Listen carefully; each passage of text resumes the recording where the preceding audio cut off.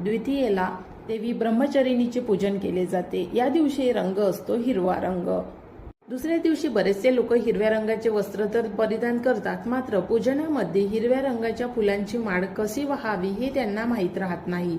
तर देवीला हिरव्या रंगाची फुले सापडली नाही, हिरव्या रंगाची फुले शक्यतो नसतातच, पण जर तुम्हाला हिरव्या रंगाची फुले सापडली नाही तर मग काय करावं, तर तुळशीच्या पानांचा, आंब्याच्या पानांचा, विड्याच्या पानाचा किंवा पूजनीय जे पानं आहेत तर त्या पानांचा हार देवीला अर्पण करावा।